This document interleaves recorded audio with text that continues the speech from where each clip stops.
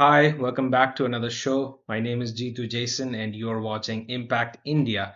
Let's get started with the first news, which is India relaxes e commerce rules, Amazon wins. Okay, so the government has changed the FDI, foreign direct investment rules, to let foreign e commerce companies like Amazon buy goods directly from Indian sellers for export to other countries. So before this rule, Amazon could only be a platform where a manufacturer could manufacture things and sell it directly to US customers, and the Amazon could only make a platform fees on that. The manufacturer kept the margins and the profits and everything. Now Amazon could buy the goods or products from the manufacturer in India, store it in their warehouse, and sell it directly to the US customers or any customers, and keep the margin and the processing fee, platform fees, etc. So now there's always some stupid agency, like in this case it is CAIT. I don't even know what that is. Okay, they say that this could strengthen Amazon's grip over supply chains and hurt local businesses. That makes no sense. Okay, if you're a manufacturer and if you want exclusivity of your product, don't sell it to Amazon. You can sell it directly to customers in US. If you are unable, excuse me, to sell products directly to US customers, then going the Amazon route might help because they can do the marketing and everything. You can get all the bulk purchases done from Amazon itself. So if you are good at selling to US customers, why would you sell to Amazon? That is the point of contention here. There's always some agency that is hell bent on stopping people from progressing. In this case, it is CAIT. Anyway, that is the debate. I think this is a welcome move. If people are unable to sell to foreign customers, they can go through Amazon now. They would do all the marketing and everything. You just have to sell them in bulk. That's it. And you get your margins, and Amazon gets a bulk of the margin. If you are incapable of selling directly to US customers. Now, if you are already selling to US customers directly, why would you give it to Amazon? It makes no sense. Amazon cannot force you to sell them your stuff. Okay.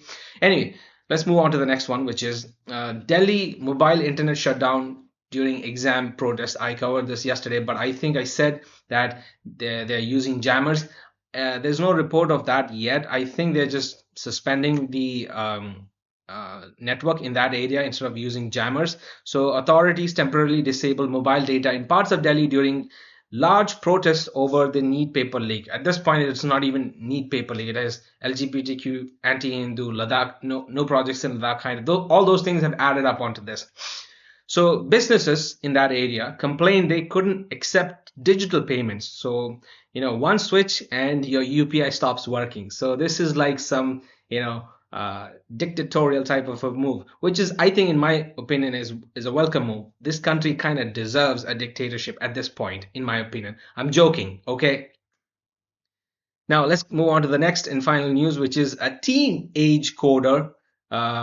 He codes like a bunch of apps and causes like he scams a bunch of people. So basically, an 18-year-old kid who's a dropout from class 11 was arrested for creating 121 fake banking and government apps using AI.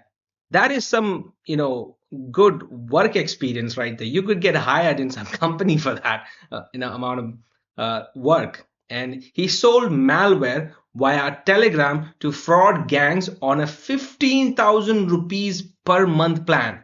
Look at his recurring revenue, 15,000 per month per gang, per customer, basically. That is $200 worth of RRR. Okay, monthly recurring revenue. The app hit over 21,000 phones. So the app was installed in 21,000 phones.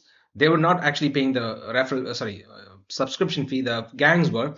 No, and enable scams worth 64 crore.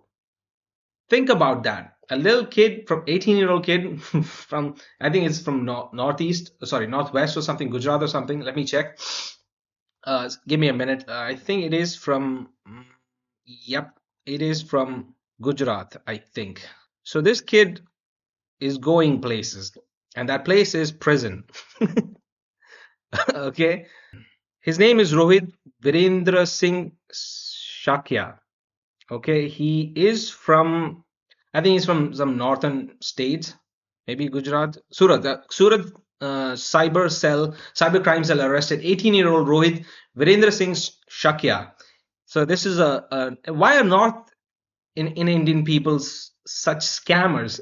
Okay, why is always this, a North Indian thing? I'm starting to notice a pattern here. Okay, you people seem a little too interested in scams, a little too much. Okay, I'm just saying. Okay, this is just my opinion. This is not a report. This is just my opinion. Anyway, that's it for today. If you like my content, if you my goal is to inform and entertain you at the same time. If you like my content, do subscribe, comment, and like my videos, and I will see you in the next one. Until next time, bye.